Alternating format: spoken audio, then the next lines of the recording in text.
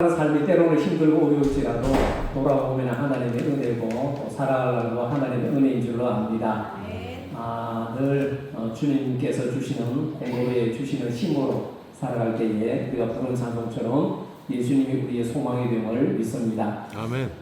우리는요, 내가 살아온 지난날의 삶의 흔적들을 되돌아볼 때가 있습니다. 잘 살아왔는지 아니면 못 살아왔는지 그렇게 되돌아보면은 어떤 때는 아쉬운 마음이 들 때도 있고 어떤 때는 그래 열심히 살았다 잘했다 그러면서 만족할 때도 있고 또 힘들고 어려운 가운데서도 하나님 앞에 감사하는 때도 있습니다.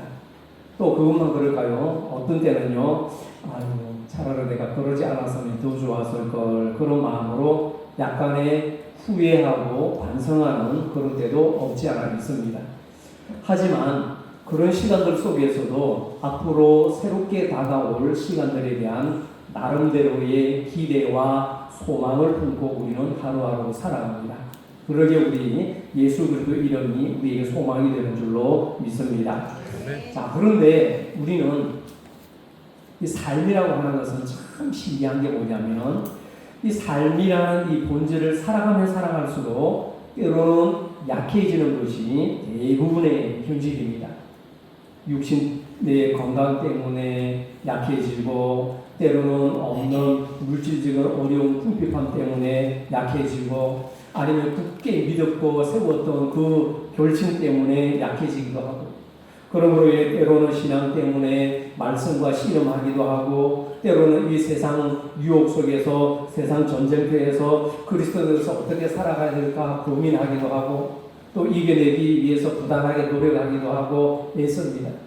그러나 이 싸워야 하는 이 삶의 처절한 삶의 현장터에서 이 영적 전쟁을 치르다 보면은 점점점 더 힘을 잃어가고 약해지기도 합니다. 목사님 저도 마찬가지입니다. 그리고 이 아픔이, 이 슬픔이, 이 힘듦이 점점 길어질 때는요, 나는 어떻게 변하냐면은 다른 사람들의 이 아픔에 대해서 조금씩 둔감해지고 어느새 일그러진 우리 자신의 솔직한 이 내면의 모습 속에 부끄러움을 느끼지 못하면서 살아갈 때가 참 많이 있습니다. 시간이 가면 갈수록 새로워지기보다는 도리어 낡아지고 진보되기보다는 퇴색되어져 가고 성장과 성숙보다는 점점 희미해져가는 그래서 성도의 빛바라는 모습 속에서 우리는 하나님 앞에 나와서 때로는 눈물을 흘리고 울부짖어 기도할 때가 한두 번이 아닙니다. 자, 그렇기 때문에 우리는 전능하신 우리 하나님을 늘 바라보고 하나님을 더욱 의지하게 되고 말씀에 붙들려서 바르게 살려고 애를 쓰는 줄은 모릅니다. 이런 성도의 몸부림이 우리 안에 있어야 합니다. 그래서 사도 바울은 우리가 잘 아는 대로 로마서 7장 24절에서 이렇게 고백하잖아요. 오라 나는 공고한 사람이로다. 이 사망의 몸에서 누가 나를 건져내랴 이렇게 부르짖었습니다. 그 유명한 바울 사도도 나는 공고한 사람이다. 누가 나를 이 사망의 몸에서 건져낼 수 있겠느냐. 나는 부족하고 나는 연약하고 나는 넘어지고 나는 쓰러질 수밖에 없다. 주 예수 그리스도의 은혜가 아니고서는 나는 한시도 살 수 없다. 바울도 이렇게 부르짖으며 기도했습니다. 그러나 중요한 것은 내 속에 보이지 않는 내 속에 내 존재 안에 환하게 비추이는 빛의 실체가 있느냐 없느냐 하는 겁니다. 그 실체란 바로 하나님께서 이 세상을 이처럼 살아가사 독생자를 주신 바로 그 지극하신 하나님의 사랑의 마음입니다. 하나님의 사랑의 마음이 바로 하나님의 나라입니다. 그렇다면 그 하나님 나라는 어떻게 해서 우리들의 삶 속에 존재할 수 있을까요? 하나님 나라에 대한 예수님의 비유는 오늘 말씀에도 나온 것처럼 언제나 우리의 일상 속에 담겨있는 아주 평범한 것들을 통해서 우리에게 하나님 나라의 비밀을 말씀해 주시고 있습니다. 그러니까 왜 예수님께서 가장 흔하고 가장 쉬운 것들을 통해서 알아듣기 쉽게 비유를 들어서 하나님 나라를 말씀해 주셨을까? 이유가 있습니다.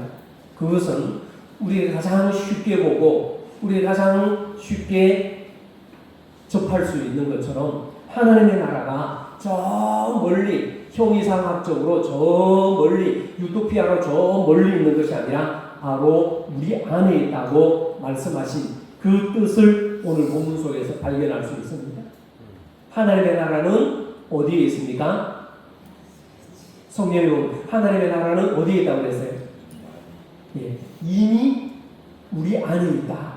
하나님의 나라는 이미 너희 안에 있느니라. 이렇게 주님 말씀하셨습니다. 여러분 믿으십니까? 우리가 이미 알고 있다고 생각하고 무심하게 지나치고 있는 이런 삶에 가까운 구체적인 현실에서 일깨워지는 하나님의 나라는 우리가 살고 있는 이 땅에서 하나님의 나라가 이루어질 수 있는 소망을 예수님께서 비유를 통해서 우리에게 말씀하시고 있습니다. 하나님 나라는 이미 너희 안에 있다. 우리가 부르는 찬송에도 그러잖아요. 초막이나 빈들이나 내 주 예수 모신 곳이 그 다음 뭐예요? 그 어디나 하늘나라다. 초막이든지 빈들이든지 초가상간이든지 그 어디든지 예수님을 모시고 살아가는 사람은 하나님의 나라를 이미 맛보며 살아가고 그 시간, 그 장소, 그 현실이 하나님의 나라라는 거죠. 그래서 천국도 내 안에, 지옥도 내 안에 있는 거죠. 자, 결국 우리 인생에 있어서 결정적으로 중요해지는 것은 뭐냐면은 내 삶의 중심에 하나님의 나라의 존재가 있는가 없는가 하는 것이 중요합니다. 여러분 우리에게 연속적으로 다가오는 시간이 어떤 사람에게는 죽을 것 같고 어떤 사람에게는 참 그저 그런 것 같고 어떤 사람에게는 새로워지는 이유가 뭐냐면은 그 시간의 흐름 자체가 나에게 새롭기 때문이 아니라 그 시간 1분 1초 그 시간 속에서 하나님의 나라와 하나님의 은혜를 만나기 때문에 늘 그 시간에 새로워지는 것인 줄로 믿습니다. 그래서 똑같은 새벽일지라도 똑같은 시간일지라도 내가 어떤 마음으로 누구와 함께 눈을 뜨냐에 따라서 그 새벽이, 그 시간이 천국이 될 수도 있고 지옥이 될 수도 있습니다. 그래서 어떤 사람은 합니다. 에이씨, 어떤 놈이 새벽기도 만들어가지고 이렇게 힘들게 하나. 새벽기도 누가 만들었어요? 만든 것보다는 예수님이 새벽 민명에 습관처럼 기도하셨습니다. 그래서 주님을 생각하는 새벽에 눈을 뜨는 사람은 새벽이 즐겁고 감사해요. 야, 오늘 안 갈 수도 없는데 목사님 안 계신데 나랑 같이 할까? 때려치 아플까? 이런 사람은 어떻습니까? 마음이 힘든 거예요. 이미 벌써. 아이고 내가 안 가면 누가 나가나? 지금 아니면 언제 하나? 그런 마음으로 만나면 주님께서 그래 내가 안다 힘들지 그러면서 살아갈 힘도 주시는 거고 그러는 거예요. 여러분 단월드 아시죠? 이 단월드의 창시자인 이성은 씨가 제가 예전에 한번 인용을 했는데 이런 책을 썼습니다. 새벽에 눈 뜬 자만이 새벽을 볼 수 있다. 처음에는 그 책이 이성은 씨가 쓴 책인 줄 모르고 이성은 씨는 그 책이 있는데 이성은 씨가 처음에 누군지를 몰랐어요. 알고 보니까 그 스승이더라고요. 근데 그 책 내용이 너무 좋아요. 그래서 저도 92년도에 이 책을 한번 읽었습니다. 꾀리 쪽을 써. 그래서 아직도 제 서재에 있는데 새벽은 새벽에 눈 뜬 자만이 새벽을 볼 수 있다. 곰곰이 생각하면 참 일리 있는 말이잖아요. 누구나 똑같은 새벽이지만은 새벽에 눈을 뜨는 사람만이 새벽을 볼 수 있는 거죠. 우리가 주님을 내 안에 모시고 하나님의 나라를 내 속에 간직하고 있는 사람은 늘 눈 뜰 때마다 새벽을 볼 수 있고 하나님의 나라를 만날 수 있는 거죠. 자, 그래서 그 시간의 흐름 자체가 새롭기 때문이 아니라 그 시간 속에서 하나님의 은혜를 맛보고 하나님의 나라를 만나기 때문에 새로운 것인 줄로 믿습니다. 자, 오늘 우리가 읽은 이 본문의 말씀은 내가 살아가는 삶의 현장 속에서 매일매일 살아가는 시간 속에서 내 안에 다가오는 하나님 나라에 대한 예수님의 비유의 말씀입니다. 우리가 잘 알아는 대로 이 비유의 말씀은 굉장히 간단합니다. 44절 한 절에 딱 나와 있죠. 하나님 나라는 밭에 감추인 못과 같다, 보화와 같다. 그 밭에 숨겨놓은 보물과 같다 말씀하시면서 예수님이 그 밭과 보물에 관해 말씀의 이야기가 펼쳐지고 있습니다. 자, 여러분 이 말씀 우리가 너무나 잘 알죠. 신앙생활 하다 보면 한두 번 들은 이야기가 아닐 겁니다. 어느 날 누군가가 그 밭의 땅속 깊은 곳에 숨겨져 있던 보물을 발견하게 되었습니다. 그런데 보물을 발견한 그 누군가는 다른 사람이 아니라, 잘 들으세요 여러분, 그 보물을 발견한 그 누군가는 다른 사람이 아니라 이제부터 여러분 자신이 나라고 생각하면서 말씀을 들으시기 바랍니다. 이 비유 속에 나오는 그 누군가가 누구라고요? 자신이었었어요. 자, 이 비유 속에 나오는 그 누군가가 누구라고요? 나입니다. 자, 그러면 그 밭의 주인은 따로 국밥처럼 소작인 따로 주인 따로 있었던 겁니다. 그렇다고 해서 그 숨겨진 보물을 발견한 그 누군가는 그저 그냥 할 일 없이 시간 때우기 위해서 지나가던 게으름뱅이도 아니고, 그저 할 일 없이 건처를 지나가던 나그네도 아니고, 아니면 그 밭을 우연히 구경하러 온 구경꾼도 아니면, 그리고 보물의 소문을 듣고 밭을 사기 위해 찾아온 부동산 투기꾼이 아니라는 그런 말씀입니다. 예수님의 이 비유의 말씀을 듣고 있던 사람들은 예수님께서 지금 하시는 이 말씀 속에서 그가 누구인지 예수님 말씀하지 않았어요. 그가 누구인지 아무런 설명이 없음에도 불구하고 그 사람이 누구인지 이 청중들은 금방 알아차리고 있다는 사실입니다. 자, 여러분, 예수님이 오늘 본문에서 말씀하고 있는 그가 누구입니까? 그러면 벌써 이제 잡수셨어요? 예. 예수님께서 지금 하시는 이 말씀하시는 그가 누구인지 아무런 설명이 없지만은 예수님 주변에서 이 말씀 듣고 있는 청중들은 그 사람이 누군지 단번에 알아챘어요. 자, 그렇다면 예수님이 오늘 본문에서 말씀하시고 있는 그 사람이 누구라고 그랬어요? 그래요, 나라고 그래. 아까 말씀드렸는데 나예요, 나. 예. 그래서 오늘 예수님 이 비유의 말씀 속에 나오는 오늘 보물을 발견한, 보화를 발견한 그 사람은 예수님 주위에 둘러서서 말씀을 듣고 있는 자신들과 마찬가지로, 오늘 목사의 설교를 듣고 있는 여러분 자신들과 마찬가지로 자기 소유의 밭되기 하나 없이 남의 밭을 힘을 뻘뻘 흘리며 땀을 뻘뻘 흘리며 밭을 갈고 있는 그 사람입니다. 바로 나라는 거죠. 그런데 여러분, 만약에 힘을 내거나 밭을 갈고 있지 않았더라면 그 사람은 땅속의 보물을 발견할 수 있었을까요? 못했을까요?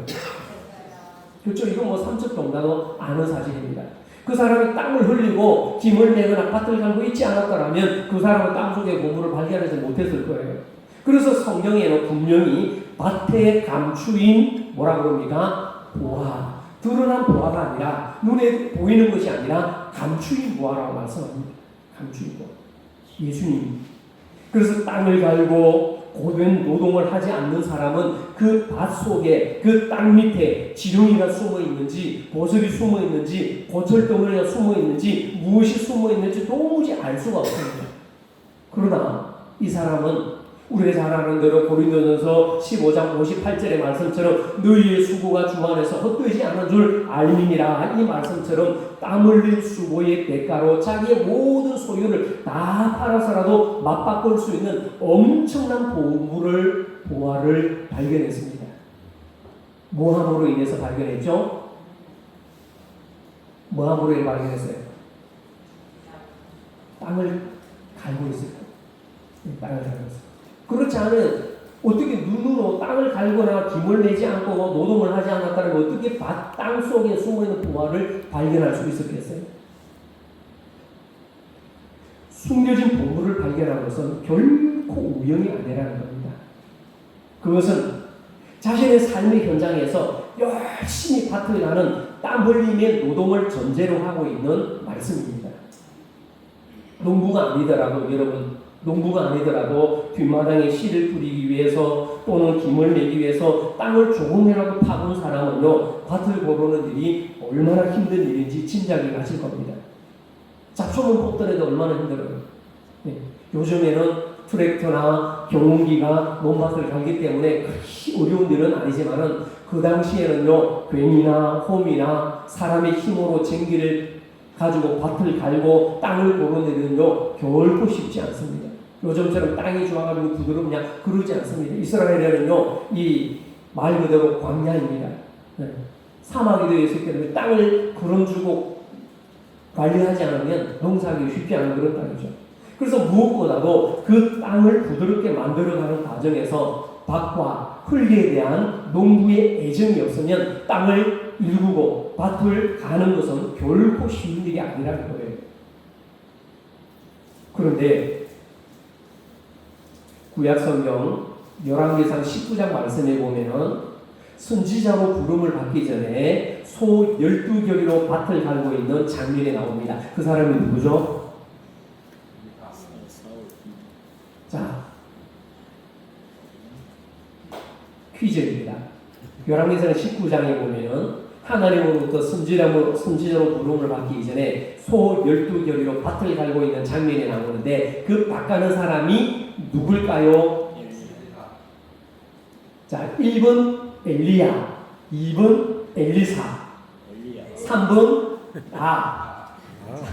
1번, 2번, 3번 중에 누굴까요?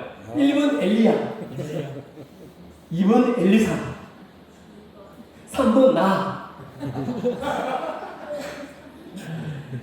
엘리사가 소 12결의로 밭을 갈고 있는 장면이 나옵니다. 여러분 성경 읽을 때 그냥 대충 읽어서 모르겠지만은 어떻게 보면 이 사건은요 기네스북에 오를 만한 일입니다. 여러분 결이라는 말은 소 2마리가 끄는 큰 쟁기를 결이라고 합니다. 소 몇 마리? 2마리. 그러니까 12결이는 소 몇 마리예요? 어휴 계산도 빠르시네. 저는 계산기 분들이 왔는데 소 12결이는 소 24마리예요. 근데 소를 24마리를 앞세우고 밭을 갈았다. 소 1마리를 앞세우고 밭을 가는 것도 어지간하고 하지 않은 일이고 쉬운 일이 아닌데 소 24마리로 12결의 소를 앞세우고 밭을 가는 것은 그야말로 달인의 경지에 입문했다 해도 틀린 말은 않을 것이고 소 24마리를 일시적으로 1년을 세워서 밭을 간다고 생각하세요. 그 밭이 얼마나 어마어마한 큰 땅인지. 한 마리도 말이죠. 여러분 쟁기질 해보셨습니까? 옛날에 다 해보셨죠? 저는 우리 집에 소가 없어가지고 동생을 그 앞에 소 대신 세워가지고 그 소 등에 매는 게 뭐죠 이게? 멍에. 멍에. 아이고 멍에가 좀 멍에를 동생 끝에 목에다가 딱 걸치고 그대로 소만 사람으로 대체됐을 뿐이지 뒤에서 이랴 그러면 동생이 앞을 가고 쟁기가 얼마나 무거운지 말이죠. 중심을 안 잡으면 좌우로 넘어가요.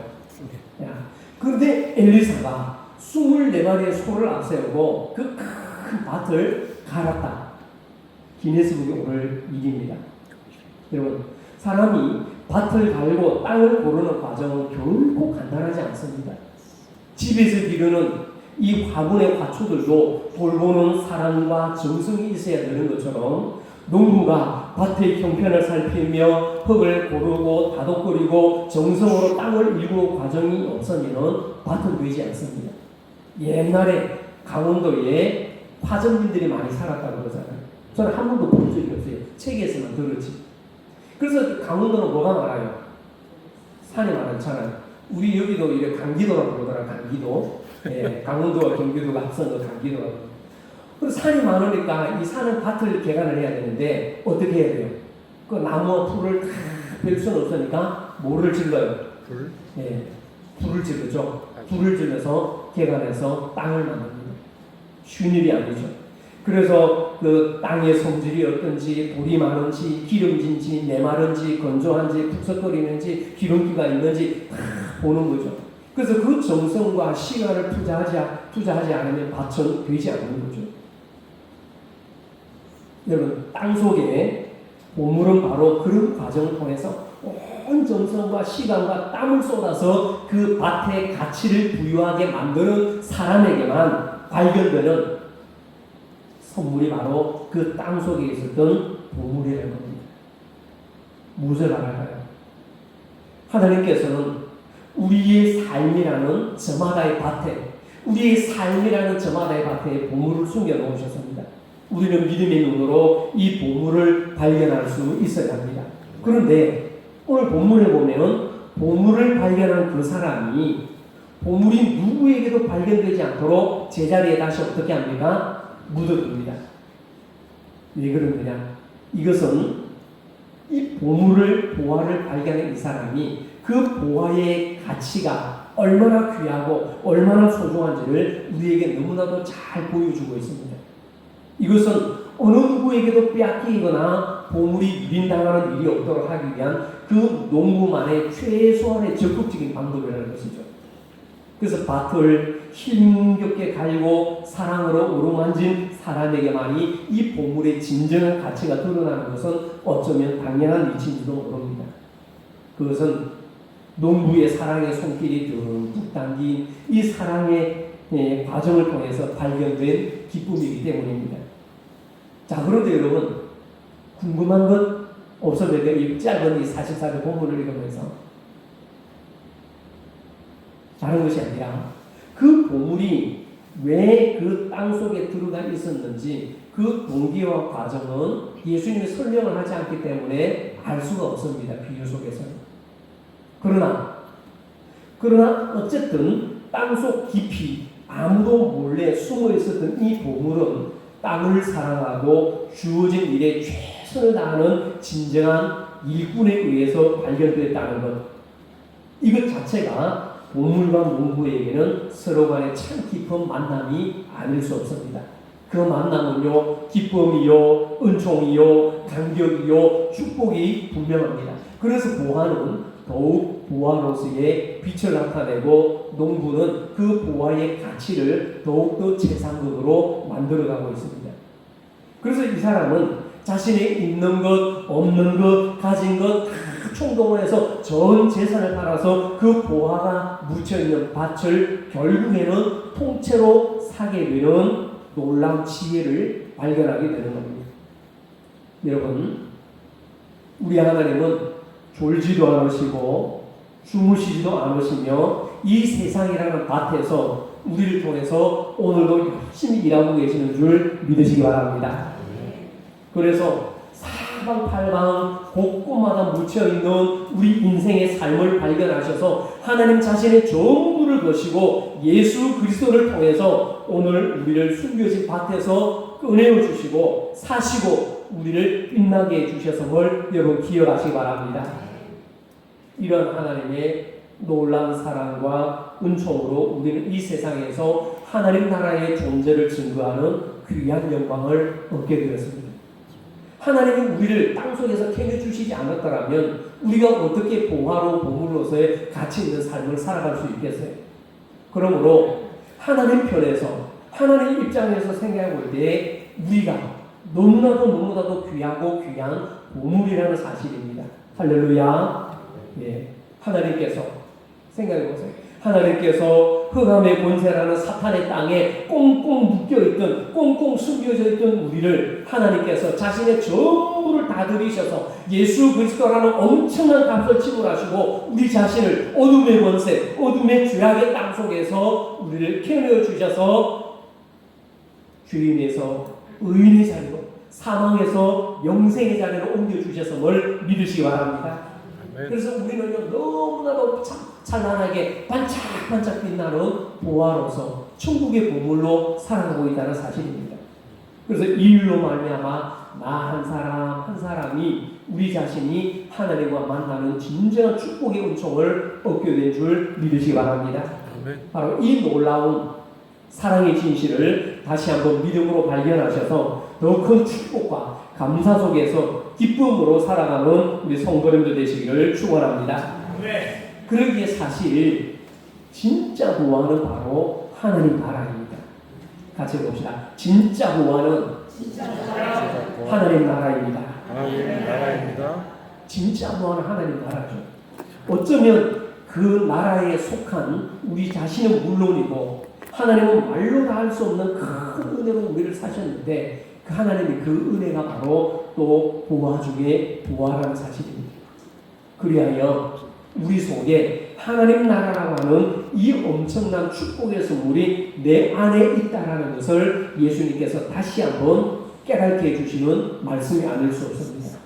그래서 우리는 우리의 삶 속에서 이런 만남을 추구할 때에 하나님 나라는 내 안에서 열리는 줄 믿으시기 바랍니다. 자, 예수님께서 말씀하시기를 하나님 나라가 너희 안에 있느니라 말씀하셨습니다. 자, 옆 사람 보면서 이렇게 하십시다. 집사님 속에 하나님 나라가 있습니다. 해봅시다. 시작.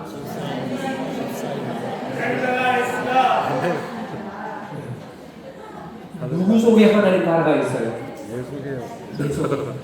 내 속에 있는 내 속에 뭐가 있어요? 하나님 나라라고 하는 보화가 보물이 숨겨져 있습니다.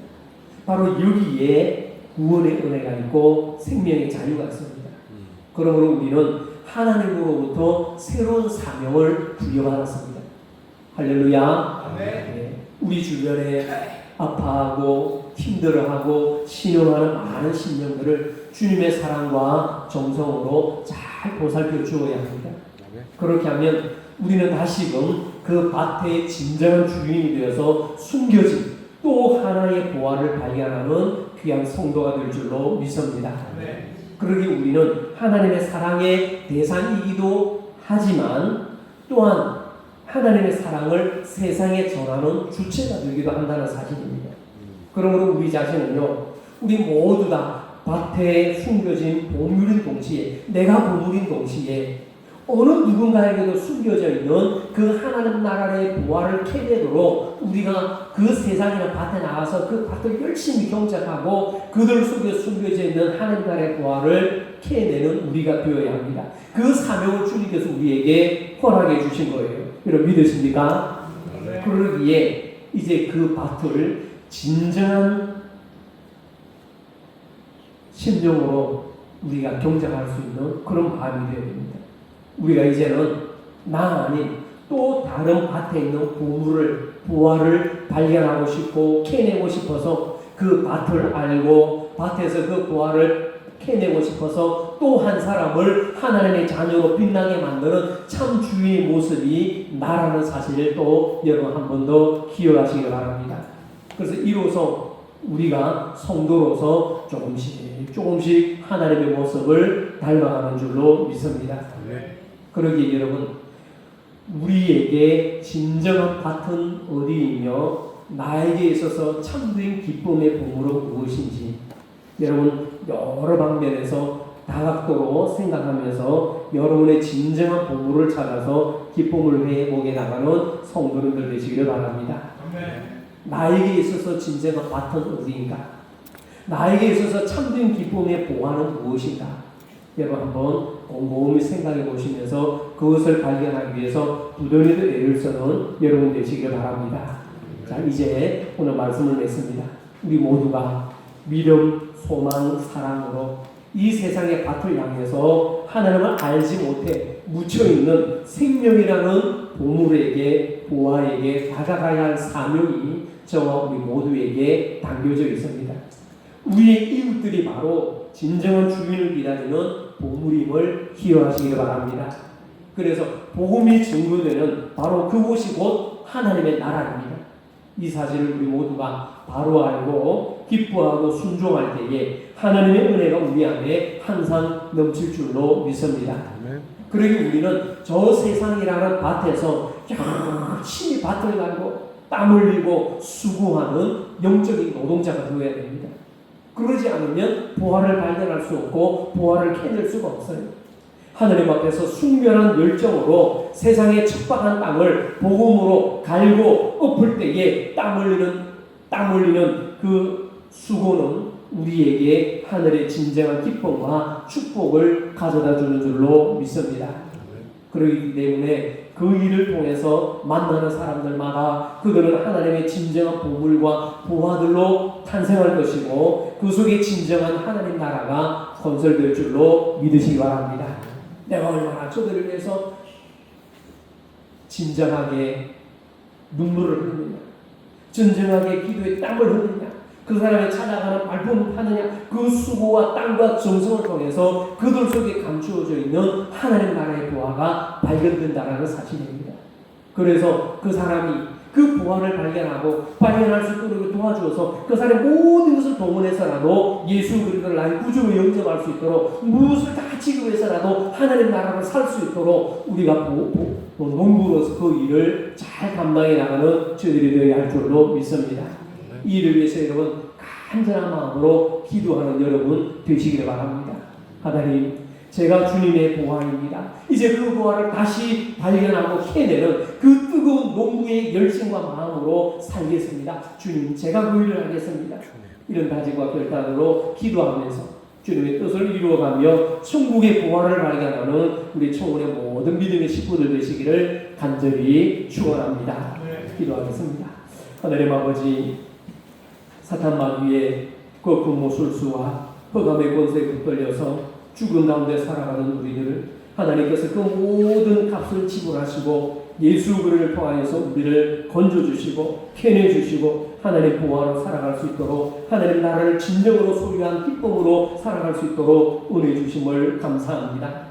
하나님의 진정한 보화로 거듭나도록 우리를 말씀 가운데 세워주셨사오니 우리는 저 척박한 세상이나 밭에 나가서 저들 심령 가운데 감추어져 있는 하나님 나라의 보화를 캐낼 수 있도록 우리가 열심히 땅을 경작하고 복음을 전하고 찾아가는 수고의 농부를 감당하는 저희들에게 하여 주시옵소서. 하나님의 진정한 보물과 보화들로 탄생할 것이고 그 속에 진정한 하나님 나라 건설됨을 믿음의 눈으로 바라보면서 우리에게 주어진 사명 믿음으로 잘 감당하는 저희들 되게 하여 주시옵소서.